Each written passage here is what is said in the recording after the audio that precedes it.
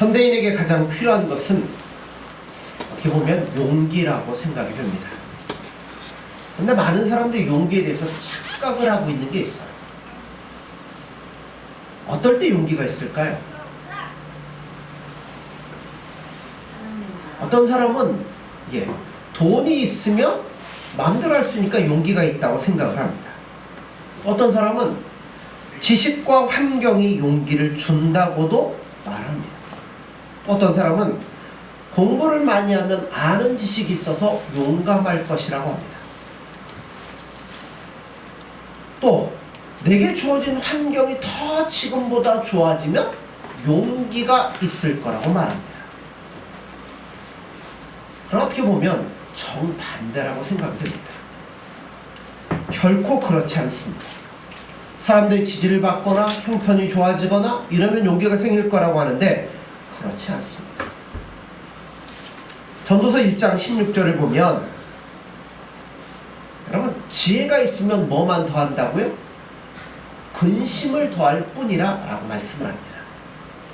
많이 공부하고 많이 알면 그에 따라서 용기의 사람이 될 것이라고 기대를 하지만 이거는 막연한 소원일 뿐이지 실제로 그렇게 되는 것은 아닙니다. 그 시편 기자는 말합니다. 우리가 어떻게 하면 용기 있는 사람이 될 수 있을까요? 시편 121편 1절에 보면 나의 도움이 어디서 올꼬? 천지를 지으신 여호와로부터 말미암는다 그랬어요. 그러니까 우리 믿는 사람들은 여러분 용기가 어디로 오겠어요?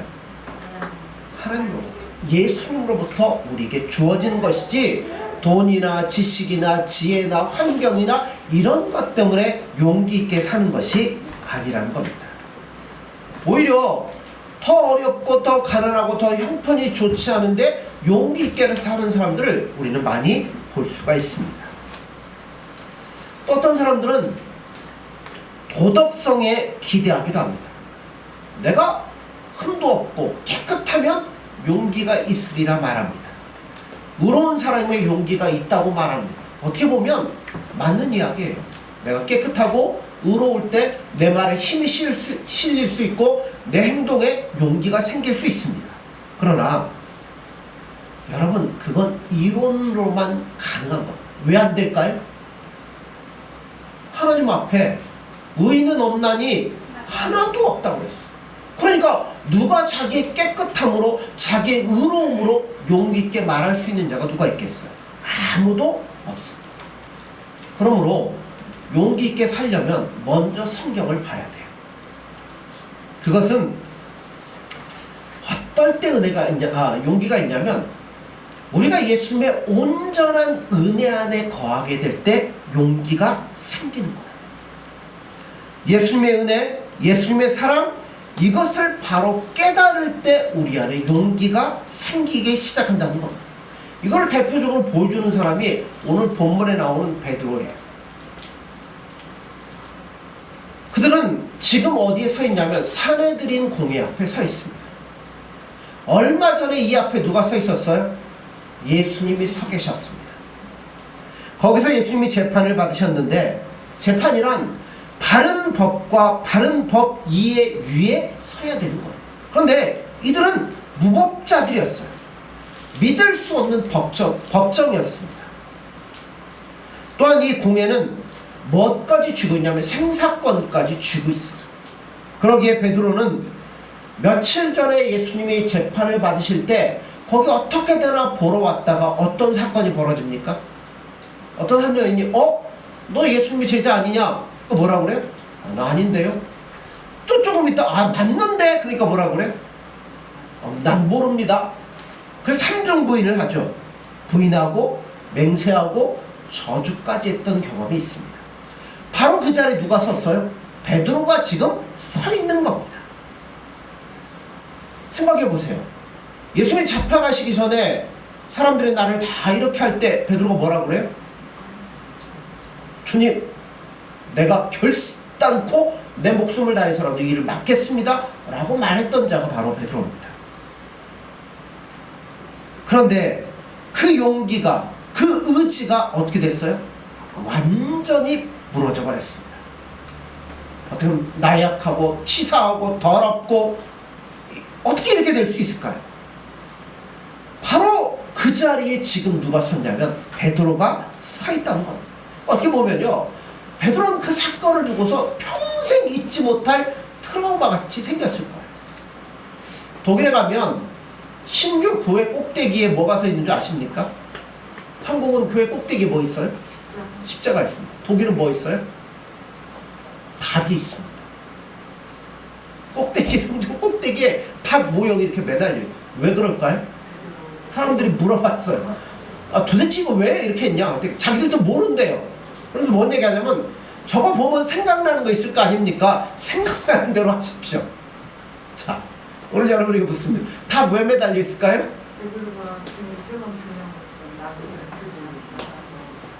예, 베드로 사건이죠. 닭 울기 전에 내가 3번 나를 부인할 것이다. 베드로가 주님의 말씀을 되새기면서 그 비참했던 시간을 아마 죽을 때까지 가슴 한편에 가지고 살았을 거예요. 어디서 닭만 울었다 하면 뭐예요? 가슴이 아파오는 거예요. 내가 그때 예수님 모른다고 3번 부인했지. 그러면서 늘 자신을 일깨웠던 사건이 바로 이 사건입니다. 베드로에게는 닭 한 마리가 굉장히 중요해요. 우리는 그냥 치킨으로 먹고 백숙으로 먹고 그냥 먹고 끝날 얘기지만, 베드로는 닭만 하면 정말 가슴이 아팠다는 거죠. 그런데 여러분, 베드로만 그러겠습니까? 저와 여러분의 마음에도 이런 사건들이 얼마든지 있다는 겁니다. 나약하고 비겁했고 비참했던 바로 그 현장을 우리는 결코 잊어서는 안 된다는 겁니다. 자, 바로 그 자리에 지금 베드로가 섰어요. 그런데 상황은 180도 달라졌습니다. 나 예수 모르는데요. 아, 난 몰라요. 부인했던 베드로가 지금은 당당한 사람으로 섰습니다. 용기의 사람으로 섰습니다. 그리고 사내들인 공의 앞에서 오히려 큰 소리를 떵떵 치고 있습니다. 뭐가 달라졌을까요? 뭐가 베드로를 이렇게 달라지도록 만들었을까요? 자, 사도행전 1장 8절.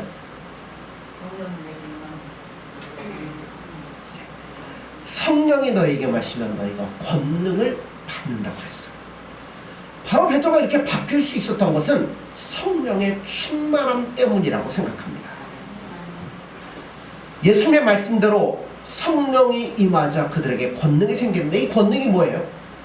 막 사람들을 죽이고 막 넘어뜨리고 거꾸로 트리고 이 나라를 빼앗는 그런 것이 아니에요. 권능은 바로 베드로에게 뭘 줬냐면 용기를 가져다 줬습니다. 지식과 환경과 여건은 그대로, 아니 더 나빠졌어요. 오히려 박해가 심해졌으니까요. 그런데 베드로에게 뭐가 생겼어요? 똑같은 상황인데 오히려 더 용기가 생기기 시작했습니다. 이거를 다른 말로 표현하면 불가항력적, 어떤 것에도 굴하지 않는 용기가 그들에게 생기기 시작했습니다. 안드레이를 일으키는 사건이 벌어지고 이 앞에서 담대히 외치는 사건이 있고 나자 사람들이 이상하게 생각하기 시작합니다. 이상하다. 저 비겁하던 사람이 어떻게 이렇게 바뀌었을까? 아, 저렇게 무식하던 사람이 어떻게 말을 조리 있게 하고 잘할 수 있을까? 무엇으로부터 근거했다고요? 성령의 충만함으로부터 비롯됐다는 겁니다. 성령이 베드로에게 임하자 그전에는 무서워서 두려워서 떨고 도망쳤던 베드로가 이제는 뭘 보게 되냐면, 사람들을 보는 게 아니라 자기 앞에 계신 예수님을 보고 하나님을 의식하기 시작했다는 겁니다. 성령을 받음으로 말미암아 사람들은 보이지 않고 하나님이 보이고 예수님이 보이기 시작했다는 거예요. 자, 지금 사내들은 공의 앞에 있습니다.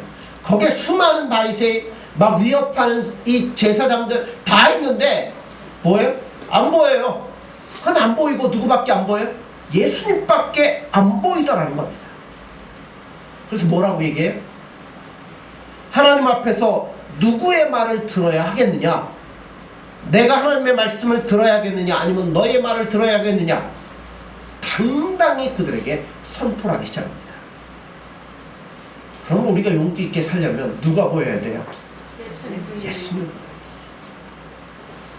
어떤 어려움이 보이고 형편이 보이고 돈이 보이고 뭐 이런 것들이 보이면요 우리는 여지없이 두려울 수밖에 없어요. 베드로처럼요 나 모르는데요 3중 부인할 수도 있어요. 그러나 우리 눈앞에 다른 것들보다 예수님이 보이기 시작하면 얼마든지 이겨낼 수 있다는 겁니다. 여러분 예수님 어느 정도 보이십니까? 이만큼이요? 이만큼이요? 예수님을 어느 정도 의식하고 있습니까? 베드로는 순간순간 내가 하나님 앞에 있다는 것, 바로 그 의식이 확대되고 강해지고 더 커지기 시작하자 뭐가 안 보여요? 사람들이 주변이 안 보이고 예수님과 하나님밖에 안 보이기 시작하더라는 겁니다. 좀 더 깊이 생각해 보면 베드로와 요한이 성령 충만해서 지금 깨닫고 있는 것이 달라졌습니다. 뭐가 달라졌냐면 예수님에 대한 생각이 달라졌어요. 이제껏 그들은 예수님은 죽으시고 부활하시고 어디로 가셨어요? 승천하신 것으로만 생각을 했어요. 그러니까 이제는 뭐 예수님은 우리 곁에 안 계시다고 생각을 한 거죠. 멀리 계신 예수님으로만 생각을 했습니다. 그러나 성령이 그들 가운데 임하는 순간에 살아계신 예수님, 부활하신 예수님께서 여기에 나와 함께하고 있다는 것을 비로소 깨닫고 보고 경험하게 되었다는 겁니다. 그것도 내가 예수님께 간 게 아니에요. 누가 오신 거예요? 예수님이 베드로에게 찾아오신 거고 나에게 찾아오신 겁니다. 그래서 제자들 다 도망하여 집 안에 들어가고 틀어박혀서 문 꽁꽁 잠그고 있을 때 누가 그들에게 나타나셔요? 예수님이 그들 가운데 나타나시잖아요. 그러고서 뭐라 그래요? 평안하냐 하고 인사를 하십니다. 그러니까 이제는 어디에나 계시는 거예요. 전에는 여기 계시거나 저기 계셨고 예루살렘에 계시면 어디에는 안 계셨고 이런데 이제는 뭐예요? 어디에나 예수님이 함께 계신다는 겁니다. 심지어는 굳게 닫힌 문 안에도 예수님이 거하시다라는 겁니다. 그 예수님을 베드로가 새롭게 발견하게 됩니다. 그리고 또 하나 깨달은 게 뭐냐면 예수님의 이름을 부르는 거기에 예수님의 생명력이 나타나는 것을 친히 경험했다는 겁니다. 은과 금은 내게 없는데 불쌍한 환자를 보니까 뭐라 그래요? 나사렛 예수의 이름으로 일어나 걸어라. 나면서부터 안진병이 되었던 사람이 예수님의 이름을 부를 때 벌떡 일어나는 경험을 하게 됐습니다. 누가 제일 놀랐을까요? 네? 맞아. 베드로가 제일 놀랐을 것 같다. 일어선 사람도 놀랐겠죠. 그 사람 얼마나 놀랐겠어요. 주변에서 그걸 본 사람도 놀랐겠죠. 근데 누구 놀랐겠어요? 베드로 자신도 놀랐을 겁니다. 예수의 이름을 부를 때 거기에 생명의 역사가 있고 구원의 역사가 있고 중생의 역사가 있고 이적과 기적이 있는 것을 그가 친히 경험하게 됐습니다. 그러니 여러분 용기가 안 생기겠어요? 예수님의 이름, 그 위대한 능력을 그는 친히 체험을 했습니다. 그런 거로 두려움이 사라지기 시작합니다. 예수님이 나와 함께 하시고 예수님의 이름이 부르는 곳에 여러분 모든 것들이 무너져고 떨어져 나가고 하나님의 구원이 임하는 것을 그가 친히 볼 때 여러분 왜 낙심하겠어요? 왜 두려워하겠어요? 오늘 본문을 좀 더 깊이 읽어보면 베드로는 나를 통해 하나님께서 역사하시는 그 역사에 대해서 감격하고 있습니다. 사실 베드로는 어떻게 보면 좀 부끄러운 사람이에요. 그는 부끄러울 수밖에 없는데요. 아마도 예수님께서 부활하신 이후에는 이렇게 생각했을 거예요. 자, 예수님 부활하셨다는 소식 듣고 베드로 어디로 갔어요? 뭐하러 갔어요? 고기 잡으러 갔어요. 왜 고기 잡으러 갔어요? 나 같은 사람이 어떻게 예수님의 수제자가 될까? 나 계속 있으면 예수님 앞에 해악밖에 안 끼치니까 나는 그냥 옛날로 돌아가겠습니다. 그리고 뭐하러 간 거예요? 옛생활로 돌아가려고 간 거예요. 그런데 거기에 누가 찾아오셔요? 예수님이 찾아오시더라는 겁니다. 실패하고 낙심하고 어떻게 보면 마음에 상처가 가득한 베드로에게 찾아오셔서 뭐라고 그래요? 요한의 아들 시몬아, 네가 나를 사랑하느냐? 몇 번이나 부르셔요? 3번이나 부르시죠. 네가 나 3번 모른다고 했지 않냐? 그러면서 그 상처를 싸매시고 치유하시고 회복시켜 주십니다. 그래서 베드로는 불려온 거예요. 예수님을 떠나갔는데 예수님 찾아오셔서 불러다가 다시 온 거예요. 그래도 여전히 나 같은 게 무슨 쓸모가 있을까? 이런 내가 예수님 앞에 무슨 도움이 될 수 있을까? 그런 생각을 했을 거라는 겁니다. 그런데 오늘은 그렇지 않습니다. 베드로가 깨달은 게 있어요. 하나님께서 나를 통해 일하신다. 실수 많은 나를 통해 역사하신다. 허물 많은 나를 통해 오늘도 살아 역사하신다는 것을 베드로가 깨닫기 시작했다는 겁니다. 그렇습니다. 예수님을 3번이나 모른다고 부인했던 나인데 그런 나를 통하여 나면서부터 안전병이 되었던 사람이 벌떡 일어났어요. 놀라지 않을 수가 없습니다. 감격하지 않을 수가 없다는 거예요. 여러분, 그 예수님이 오늘도 누구와 함께 일하시기를 원하시냐면 저와 여러분들과 함께 일하시기를 원하는 겁니다. 때로 우리가 낙심하고 실망하고 좌절도 하고 때로는 예수님의 품을 떠날 때도 있어요. 그러나 그런 나를 붙잡으셔서 나와 함께 일하시며 하나님의 나라를 세워나가기를 원하신다는 겁니다. 베드로가 그거를 깨닫게 되자 어떤 실패했던 경험도 이제는 다 내려놓게 되죠. 그래, 나는 못하지만 누가 하실 거예요? 예수님이 나와 함께 하시면 가능하다는 겁니다. 이렇게 실수했던 사람을 통해서도 예수님이 일하시는 것을 그가 경험하자 그는 이제 용기의 사람이 될 수밖에 없었다는 겁니다. 그런 동안에 베드로는 그가 가지고 있었던 세속적인 욕망들이 다 사라져버렸어요. 베드로는 원래 우쭐하기 좋아하는 사람이잖아요. 앞서기 좋아하고 앞에 나서기 좋아하고 앞에서 말하기를 좋아했던 베드로입니다. 그런데 이제는 그렇게 실패하고 예수님을 만나고 성령의 임하심을 경험하고 나니까 자기라는 존재가 사라지기 시작해요. 툭 하면 베드로 나오잖아요. 먼저 칼도 빼들고 나오고 별거 다 하면서 베드로 나오잖아요. 그런데 성령의 임하심이 있고 난 다음에는 그런 베드로가 완전히 바꿔지기 시작합니다. 자, 안전벨이 일어났어요. 사람들이 막 뭐예요? 놀래기 시작하죠. 우러러보기 시작하죠. 막 높이기 시작하죠. 그럴 때 베드로가 담대히 말합니다. 나의 경건이 우리의 경건이 마치 사람을 낮게 하는 것처럼 왜 나를 쳐다보느냐.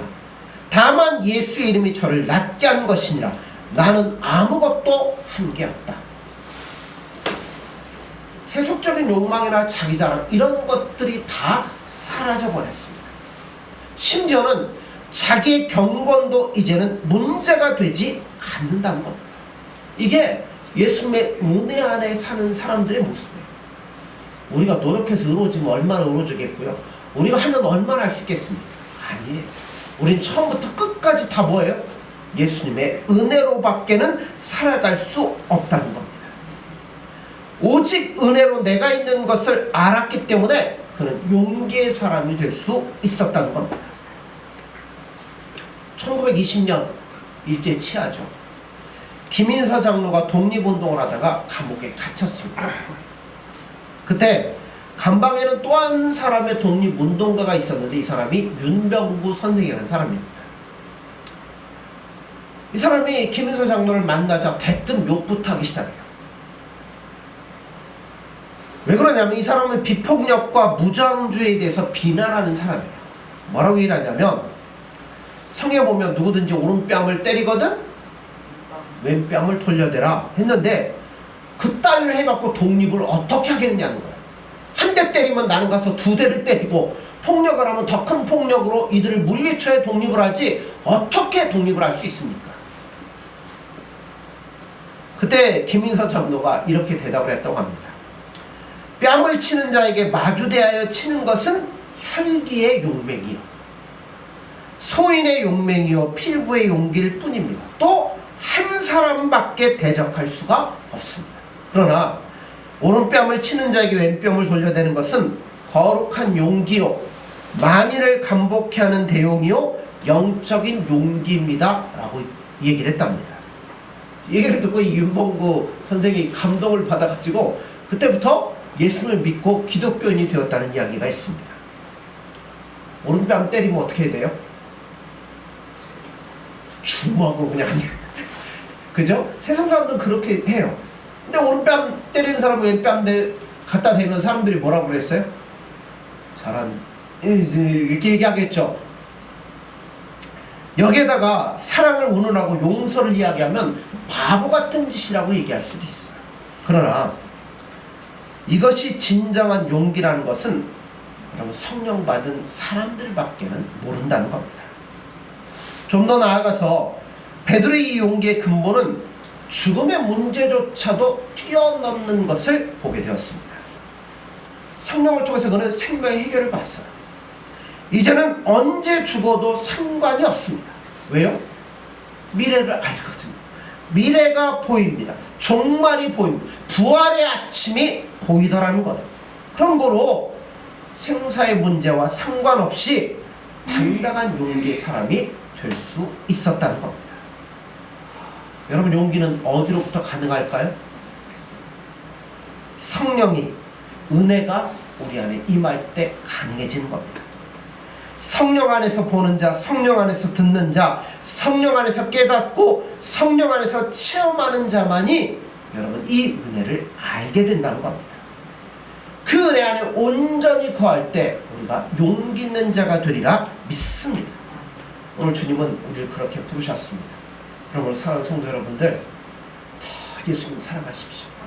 그 예수님이 정말 내 눈에 크게 보여질 때 여러분 어떤 것에도 넘어지지 않고 예수님 바라보며 예수님과 즐거이 용기 있게 이 믿음의 생활을 이어가리라 믿습니다. 그리고 온 힘을 다해서 여러분 예수님을 사랑하시고 예수님을 기대하시고 예수님 앞에 나아갈 수 있는 저와 여러분들이 되어지기를 간절히 소원합니다. 기도하겠습니다.